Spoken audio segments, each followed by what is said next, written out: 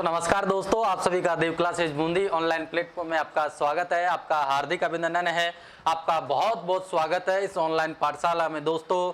कि सभी को नमस्कार, सभी को राधे राधे, सभी को राम राम दोस्तों।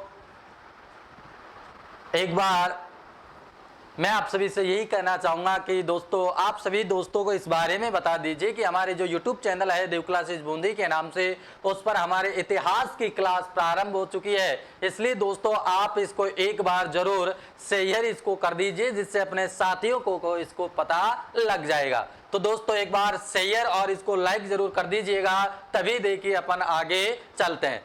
देखते हैं कि कौन कौन जो साथी है, जो दोस्त है जुड़े हुए हैं, वो एक बार इसको शेयर करने का प्रयास करिएगा। देखिए बेटा, तभी अपन इसको आगे चलते हैं। नमस्कार बेटा सभी को, गुड मॉर्निंग, गुड आफ्टरनून बेटा, राधे राधे। देखते हैं किस किसने इसको शेयर किया है और लाइक किया है। चलिए अपन आगे चलते हैं अपना। देखिए दोस्तों, भारतीय जो इतिहास है, बहुत महत्वपूर्ण टॉपिक आपका चल रहा है, जहां से चाहे अपन राजस्थान की बात करें या भारतीय जो कॉम्पिटिटिव एग्जाम है उनकी बात करें, इन सभी एग्जामों के अंदर दोस्तों आपके यहां से 2 या 3 क्वेश्चन आपकी उस एग्जाम के अंतर्गत जरूर आता है। इसलिए थोड़ा इस टॉपिक को आपको ध्यान से देखना होगा, ध्यान से आपको समझना होगा। क्यों? क्योंकि दोस्तों आपके मन को एकाग्रचित करके एक बार इस क्लास को पढ़ने का प्रयास कीजिएगा। देखिए दोस्तों, अपन पढ़ रहे थे भारतीय इतिहास के अंदर, आपका टॉपिक चल रहा था गुप्त काल। कौन सा टॉपिक चल रहा था बेटा? गुप्त काल। गुप्त काल के अंतर्गत दोस्तों अपन ने पिछली जो कक्षाएं अपनी हुई है, उन कक्षाओं के अंतर्गत दोस्तों अपन ने गुप्त काल का सामान्य परिचय, गुप्त काल की स्थापना करने वाला जो व्यक्ति आपका था कौन, श्री गुप्त, उसकी चर्चा अपन ने कर ली थी। उसके बाद में दोस्तों आपके उसका पुत्र घटोत्कच, और घटोत्कच के बाद में उसका पुत्र आपका आता है चंद्रगुप्त प्रथम।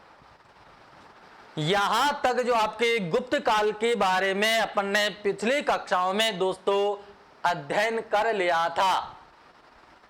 इसके आगे अपन चलते हैं। जो अपने कल की जो क्लास हुई थी दोस्तों, उसमें अपन ने आपके चंद्रगुप्त प्रथम और उसके पुत्र समुद्रगुप्त के बारे में कुछ थोड़ी सी जानकारी अपन ने कल की क्लास के अंतर्गत ली थी। तो सभी को नमस्कार दोस्तों, सभी को राधे राधे, राम राम दोस्तों। आप सभी का बहुत बहुत स्वागत है देव क्लासेज बूंदी जो ऑनलाइन आपकी पाठशाला है, इसमें मैं सभी का स्वागत करता हूं दोस्तों। और अपन चलते हैं अपने टॉपिक की ओर। बहुत मजा आएगा दोस्तों, बहुत आनंद आएगा। क्यों? क्योंकि अपन एक ऐसा युद्ध लड़ने जा रहे हैं जो दोस्तों आपके बिना संभव नहीं है। दोस्तों जब आप हमारे साथ एक सैनिक बनकर के आप तैयार रहते हैं, तो आप कोई सा भी ऐसा युद्ध नहीं है जिसको अपन जीत नहीं सकते। तो दोस्तों एक बार आप इसको शेयर करने का प्रयास जरूर कीजिएगा और लाइक भी जरूर कर देना। देखिए फिर आप क्लास का आनंद आपको कैसा आता है और हम कैसे आपको इस क्लास का आनंद देते हैं दोस्तों। तो चलते हैं अपन अपने टॉपिक की ओर।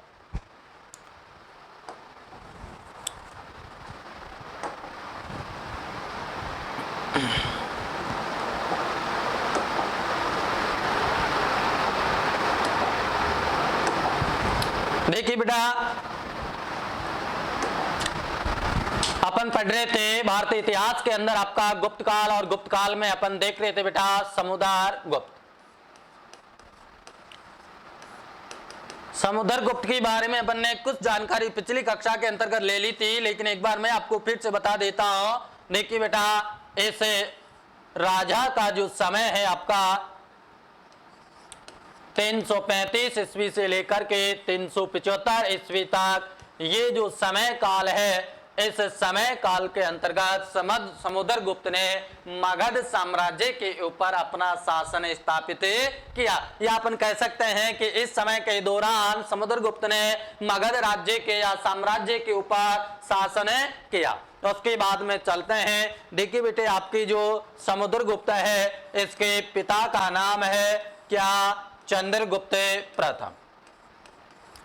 क्या है बेटा? चंद्रगुप्त प्रथम, यानी कि समुद्रगुप्त के पिता का नाम हमें इतिहास के अंतर्गत क्या प्राप्त होता है, चंद्रगुप्त प्रथम। और इसकी माता का नाम हमें दोस्तों इतिहास के अंतर्गत प्राप्त होता है कुमार देवी। क्या नाम प्राप्त होता है बेटा, कुमार देवी। इन माता पिता की जो संतान आपकी थी उसका क्या नाम था बेटा, समुद्रगुप्त। भारतीय इतिहास में जो गुप्त काल के अंतर्गत समुद्रगुप्त का जो शासन था बेटा वो बहुत ही शानदार रहा, और सबसे ताकतवर जो साम्राज्य गुप्त काल के अंतर्गत जो स्थापित करने वाला जो आपका राजा था वो कौन माना जाता है बेटा, समुद्रगुप्त को माना जाता है। तो बेटा यहां तक कोई समस्या नहीं है, यहां तक अपन ने पिछली क्लास के अंतर्गत इसके बारे में चर्चा कर लेते। देखिए बेटा आगे अपन बात करते हैं कि चंद्रगुप्त ने, ध्यान देना बेटा, चंद्रगुप्त ने अपने जीवन काल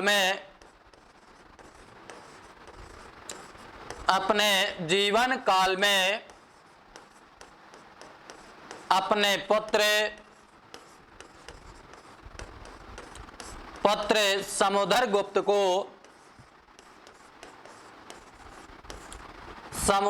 को उत्तराधिकारी नियुक्त कर दिया था।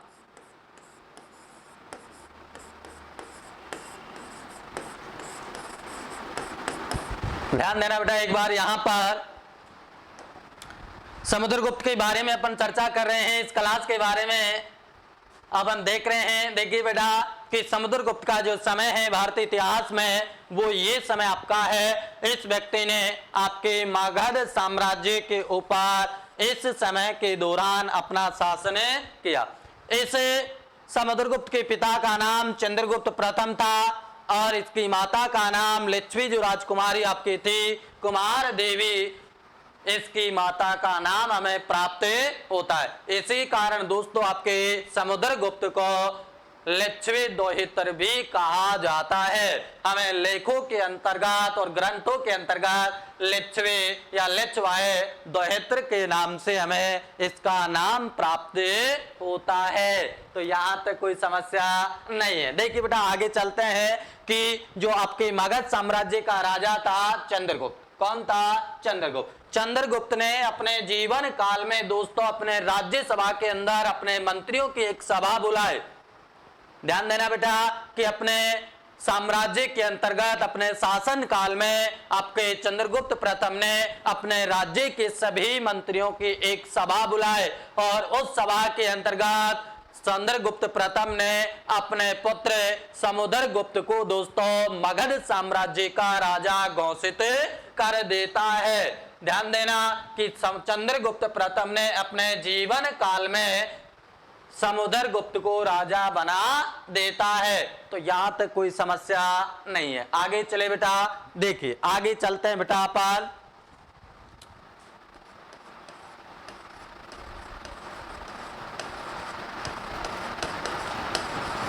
समुद्रगुप्त समय आपका ध्यान रखना है।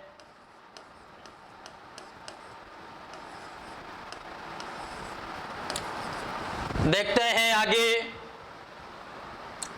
कि हमें आपके इस राजा की जो जानकारी हमें प्राप्त होती है उसके बारे में अपन एक बार देख लेते हैं कि आपकी जो समुद्रगुप्त जो भारतीय मगध साम्राज्य का जो महान संस्थापक या महान जो शासक या महान राजा हुआ है उसकी जानकारी के हम स्रोत देख लेते हैं। सबसे पहले जो समुद्रगुप्त के द्वारा अपने शासन में काल में जो लिखवाया गया प्रयाग प्रशस्ति था, एक बार उसके बारे में अपन दोस्तों चर्चा कर लेते हैं। देखिए बेटा प्रयाग प्रशस्ति,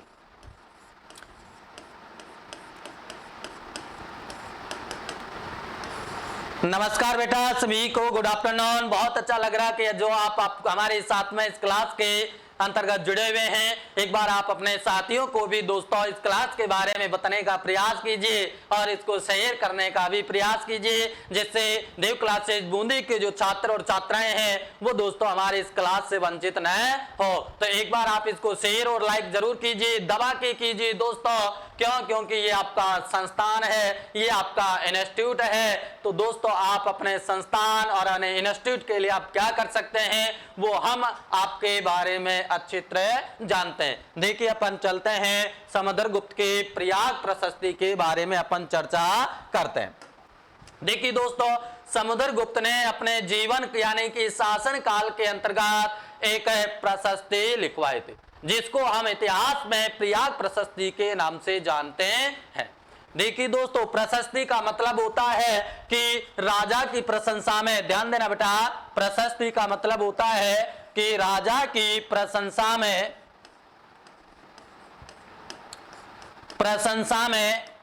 लिखे जाने वाले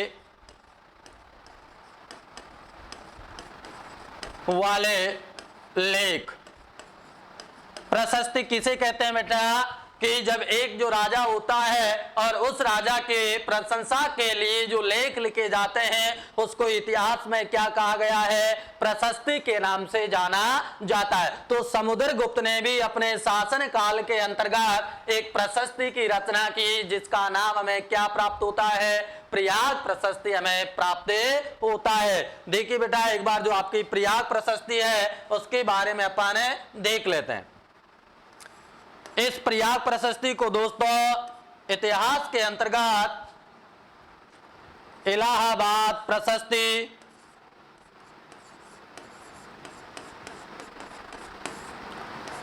और प्रयाग प्रशस्ति, ध्यान देना बेटा, इलाहाबाद प्रशस्ति और प्रयाग प्रशस्ति के नाम से जाना जाता है।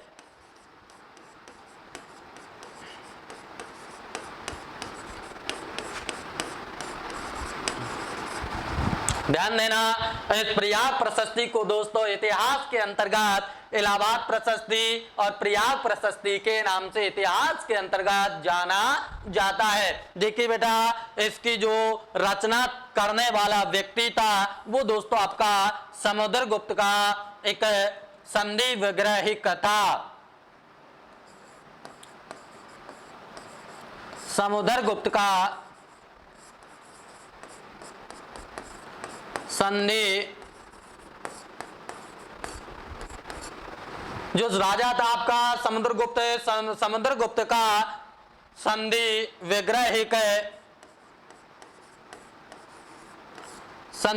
विग्रहिक सचिव था कौन? हरिसेन।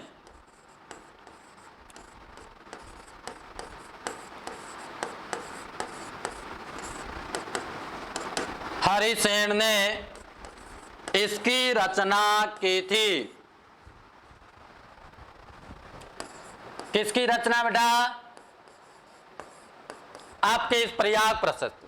कई बार क्वेश्चन पूछा गया है, हजारों बार आपके एग्जाम के अंतर्गत ये प्रश्न आया है बेटा कि आपके समुद्रगुप्त की प्रयाग प्रशस्ति की रचना किसने की थी? रचना करने वाला आपके समुद्रगुप्त का एक निजी सचिव था और मंत्री भी था कौन? हरिसेन। हरिसेन ने आपकी इस प्रयाग प्रशस्ति की दोस्तों रचना की थी, यानी कि इसको लिखने वाला कौन था? हरिसेन नाम का व्यक्ति था। तो यहां तक कोई समस्या नहीं है। एक बार इधर देखने का प्रयास कीजिए बेटा, अपन इसको एक बार और अच्छी तरीके से इसको एक्सप्लेन कर लेते हैं। दोबारा मैं इसको रिपीट कर देता हूं, सभी इधर देखने का प्रयास कीजिए। सभी को नमस्कार बेटा, राधे राधे, बहुत बहुत स्वागत है आपका देव क्लासेस बूंदी जो ऑनलाइन पाठशाला है दोस्तों।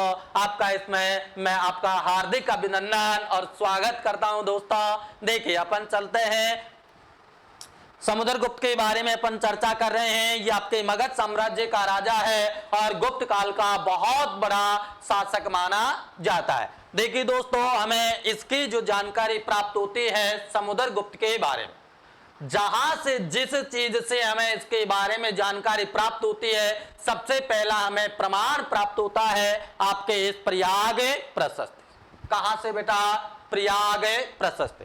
यानी कि प्रयाग प्रशस्ति से हमें गुप्त काल के महान राजा समुद्रगुप्त की जानकारी प्राप्त होती है। दोस्तों, प्रयाग प्रशस्ति, देखिए बेटा, प्रशस्ति का मतलब होता है कि एक राजा की प्रशंसा में लिखी जाने वाले जो लेख होते हैं उसे ही इतिहास में क्या कहा गया है, प्रशस्ति कहा जाता है। ध्यान देना बेटा कि प्रशस्ति किसे कहते हैं, यानी कि इतिहास में राजा के प्रशंसा में लिखे जाने वाले जो लेख होते हैं उसे क्या कहा जाता है, प्रशस्ति के नाम से जाना जाता है। देखिए दोस्तों, इस प्रशस्ति को इतिहास में इलाहाबाद प्रशस्ति और प्रयाग प्रशस्ति के नाम से भी जाना जाता है।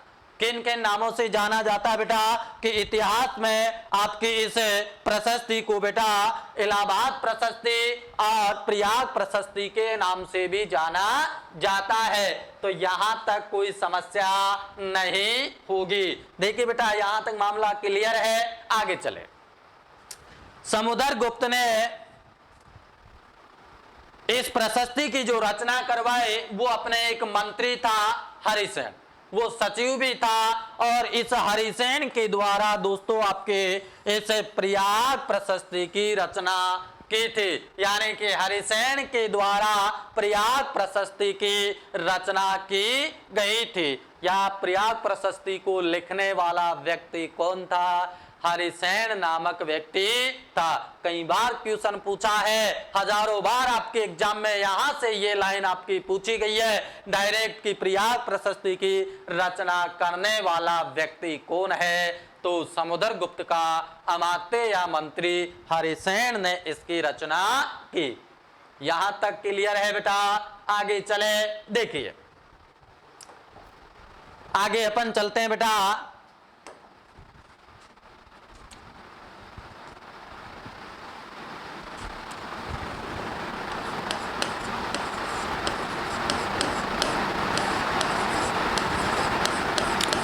प्रयाग प्रशस्ति, देखिए बेटा, प्रयाग प्रशस्ति की जो भाषा है, ध्यान देना, भाषा संस्कृत है। क्या है बेटा, संस्कृत। प्रयाग प्रशस्ति की जो भाषा है क्या है बेटा, संस्कृत इसकी भाषा मानी जाती है। और इसकी लिपि क्या है, कि यह किस लिपि में लिखी गई है, तो देखिए बेटा कि आपकी जो लिपि है प्रयाग प्रशस्ति की, वो है बेटा ब्राह्मी लिपि। यानी कि प्रयाग प्रशस्ति दोस्तों ब्राह्मी लिपि में लिखी गई है और संस्कृत भाषा में इसको लिखा गया है। आगे अपन बात करते हैं बेटा कि इसकी शैली कौन सी है। देखिए बेटा, इसकी इस प्रशस्ति की शैली मानी जाती है चंपू शैली। कौन सी बेटा, चंपू शैली। चंपू शैली का मतलब क्या होता है कि ऐसी रचना या ऐसे ग्रंथ जो बेटा आपके गद्य और पद, ध्यान देना, गद्य और पद, ऐसे ग्रंथ है या ऐसे लेख जो बेटा आपके गद्य और पद में लिखे गए हैं उनको क्या कहा जाता है, चंपू शैली के अंतर्गत लिखित माने जाते हैं। तो यहां तक कोई समस्या नहीं है कि आपकी प्रयाग प्रशस्ति की भाषा संस्कृत है और इस प्रयाग प्रशस्ति की लिपि क्या है बेटा, ब्राह्मी है, और इसकी शैली कौन सी है, चंपू शैली में इसकी रचना की गई थी। तो देखिए बेटा, चंपू शैली का मतलब होता है कि ऐसी रचना जो आपके गद्य और पद में लिखी गई है, उसी शैली को क्या कहा जाता है, चंपू शैली के नाम से जाना जाता है। तो यहां तक कोई दिक्कत नहीं है। आगे देखिए बेटा, आगे अपन चर्चा करते हैं इसके बारे में। देखिए, यह मूल रूप से, ध्यान देना बेटा, मूल रूप से सम्राट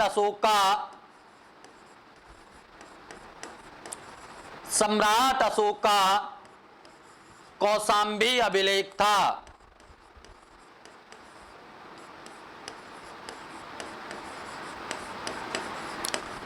क्या था बेटा कि जो ये प्रयाग प्रशस्ति है बेटा, इसको इतिहास के अंतर्गत या इतिहासकारों ने यह कहा है कि जो सम्राट अशोक ने कौशाम्बी में जो लेख लिखवाया, जिसको अपन रानी का अभिलेख भी कहते हैं, तो बेटा देखिए कि सम्राट अशोक ने इसको कौशाम्बी में लिखवाया था, लेकिन बेटा इसको कौशाम्बी से सम्राट अकबर ने मध्य काल के अंतर्गत सम्राट अकबर ने इस कौशाम्बी अभिलेख को बेटा आपके इलाहाबाद दुर्ग में स्थापित करवाया था। कहां स्थापित करवाया था? इलाहाबाद दुर्ग में। देखिए बेटा इस अभिलेख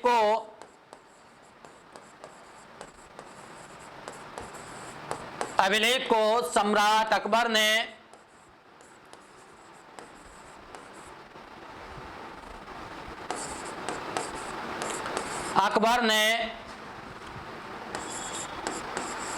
इलाहाबाद दुर्ग में स्थापित करवाया था।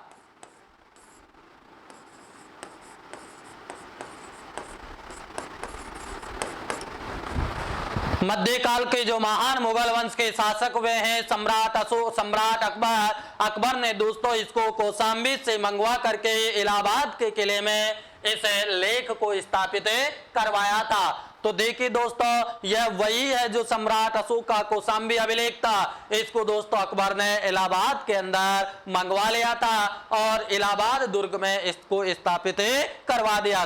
ध्यान देने वाली बात है, कई बार आपके एग्जाम में क्वेश्चन यहां से भी पूछ लिया जाता है कि दोस्तों यह मूल रूप में क्या था? जो प्रयाग प्रशस्ति है समुद्रगुप्त की, वो मूल रूप में क्या है? तो सम्राट अशोक का कौशाम्बी अभिलेख माना जाता है। आगे देखिए बेटा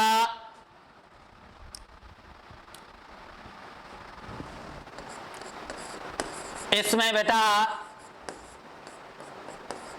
जहांगीर का भी लेख हमें मिलता है।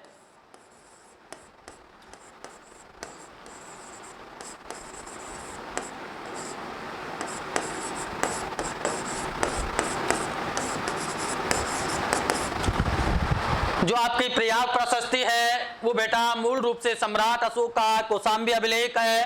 तो हमें इसमें सम्राट अशोक का उल्लेख मिलता है, सम्राट अकबर का मिलता है, क्योंकि सम्राट अकबर ने इसको कौशाम्बी से लाकर के कहां स्थापित करवाया? इलाहाबाद दुर्ग में। उसके बाद में सम्राट अशोक के पुत्र जहांगीर का भी हमें इसके अंतर्गत एक लेख प्राप्त होता है। तो देखिए दोस्तों प्रयाग प्रशस्ति आपकी कितने राजाओं से संबंधित है?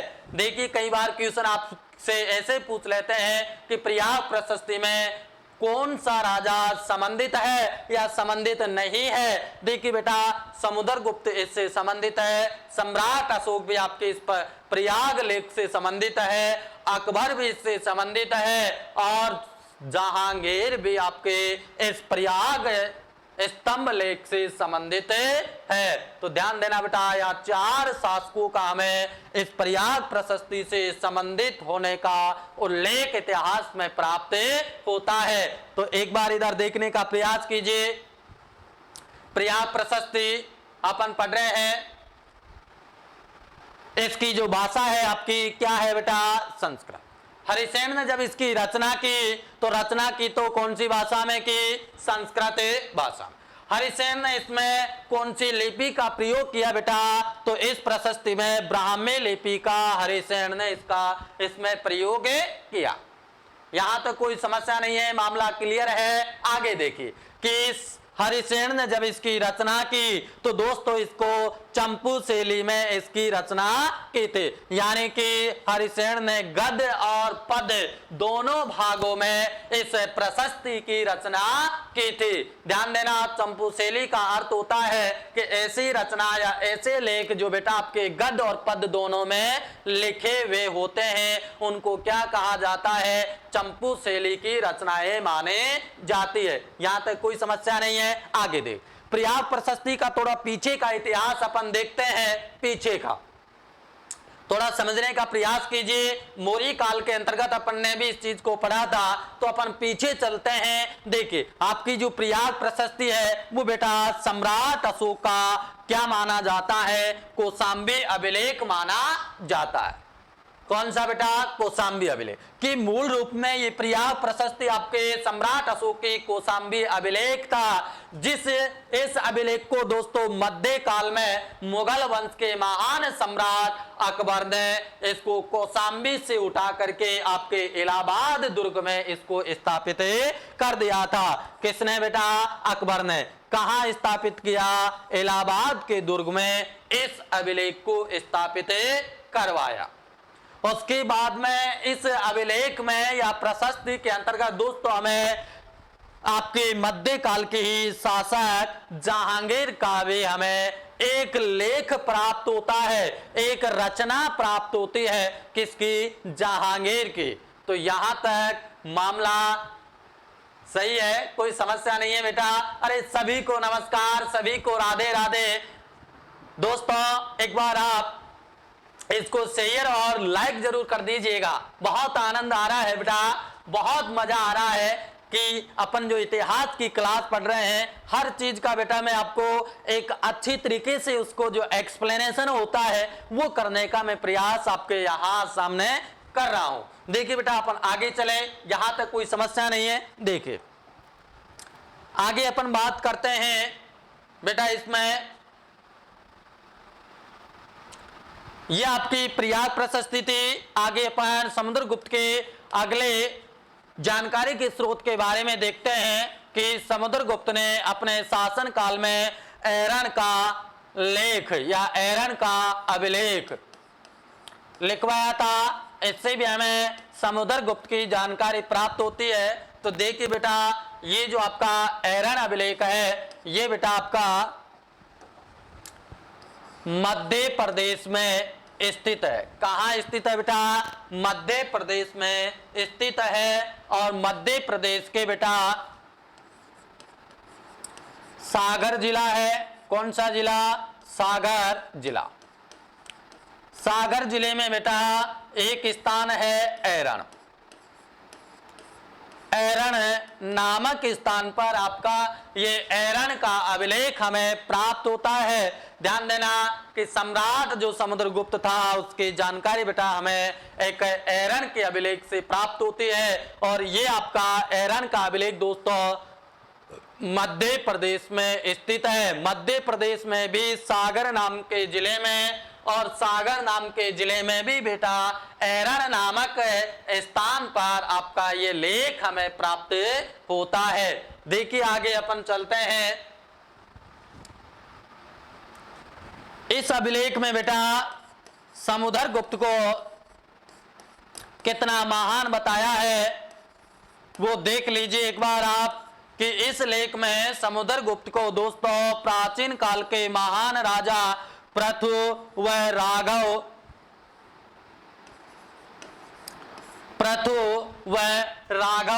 आदि राजाओं से भी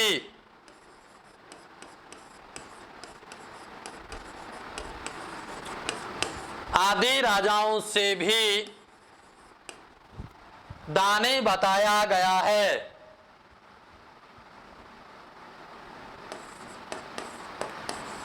से भी बढ़कर दाने बताया गया है।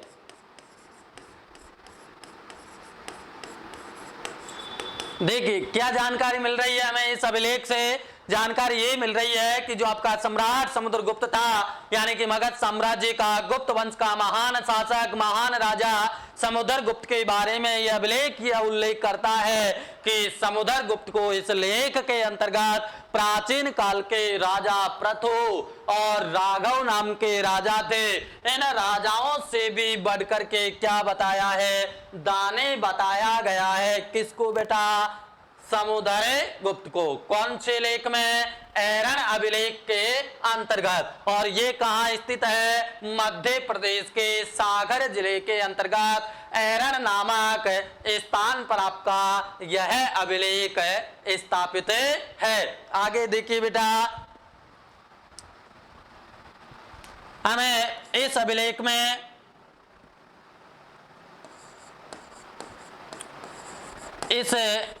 में समुद्रगुप्त की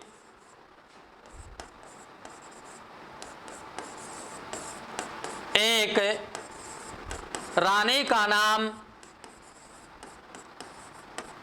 प्राप्त होता है।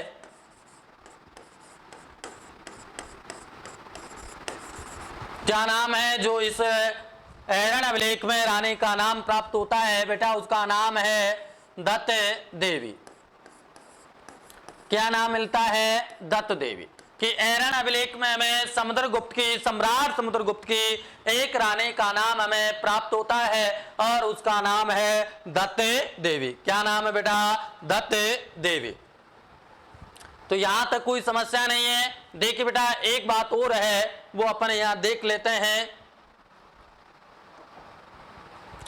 कि समुद्रगुप्त का एक नालंदा ताम्र, समुद्रगुप्त का एक नालंदा ताम्र लेख प्राप्त होता है। कौन सा बेटा? ताम्र लेख प्राप्त होता है, जिसमें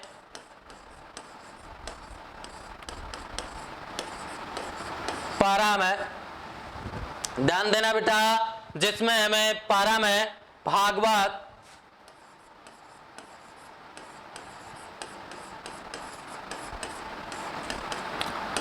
पारा में भागवत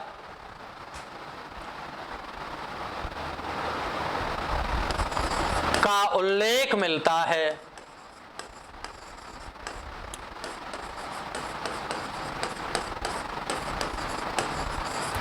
ये आपका एरन अभिलेख है। इधर आपका एक नालंदा में ताम्रपत्र भी प्राप्त होता है आपके समुद्रगुप्त का।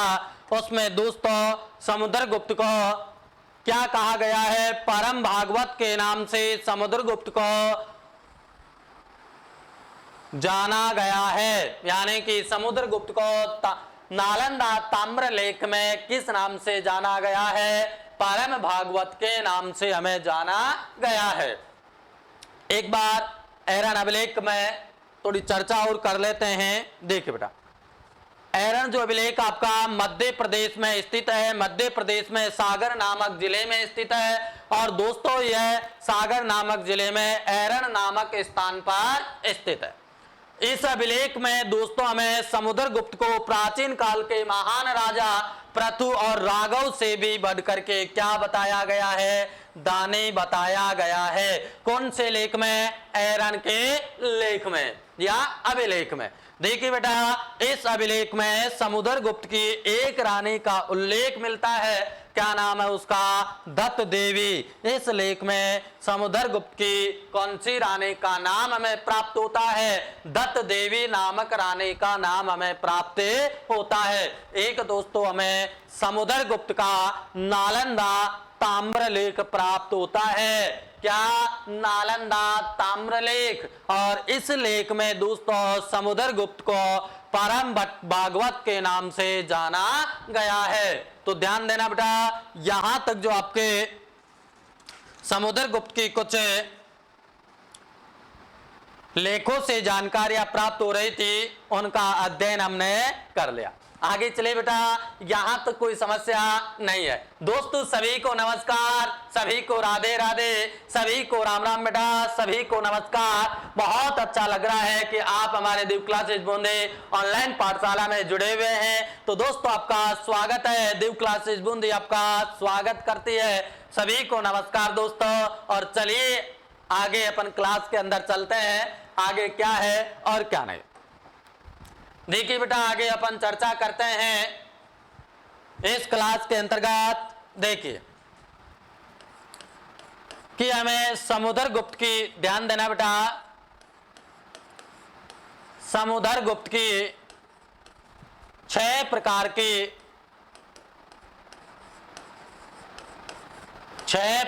की मुद्राएं प्राप्त होती है।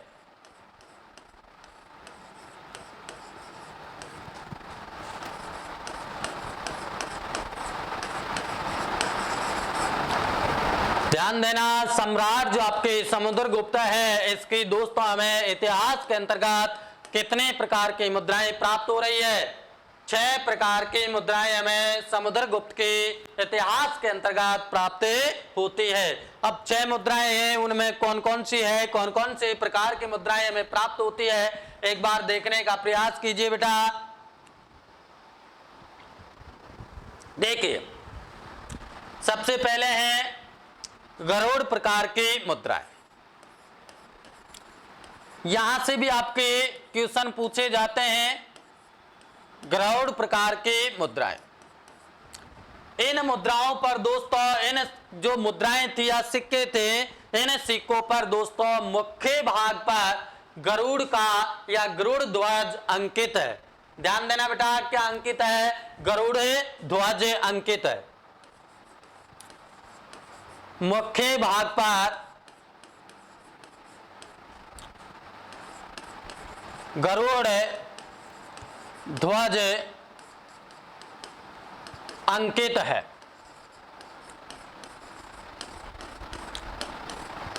इसीलिए दोस्तों इन्हें गरुड़ प्रकार की मुद्राएं कहा जाता है।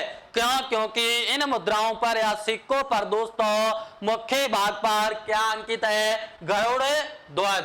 इसी कारण इसका नाम गरुड़ प्रकार की मुद्राएं पड़े। देखिए दोस्तों, ये जो मुद्राएं हैं, ये मुद्राएं समुद्रगुप्त की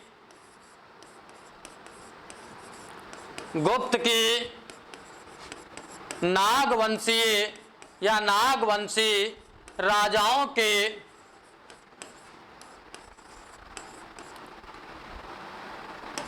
ऊपर, नागवंशी राजाओं के ऊपर विजय के संकेत देती है।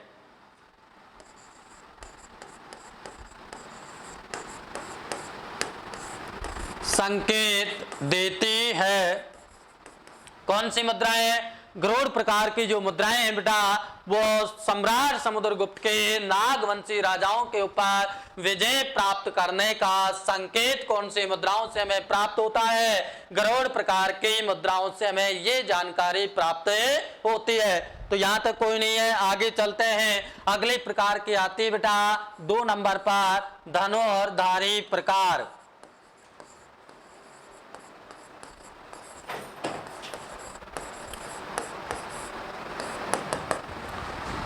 धनुर्धारी प्रकार की जो मुद्राएं हमें सम्राट जो समुद्रगुप्त थे उनके बारे में इस प्रकार की मुद्राओं के हमें जानकारी प्राप्त होती है। तो देखिए दोस्तों कि इन मुद्राओं को धनुर्धारी मुद्राएं क्यों कहा गया है, क्या कारण है? देखिए बेटा, इन मुद्राओं के मुख्य भाग पर, इन मुद्राओं के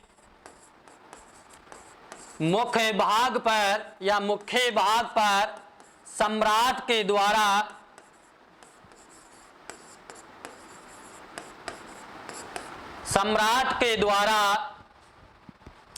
धनुष बाण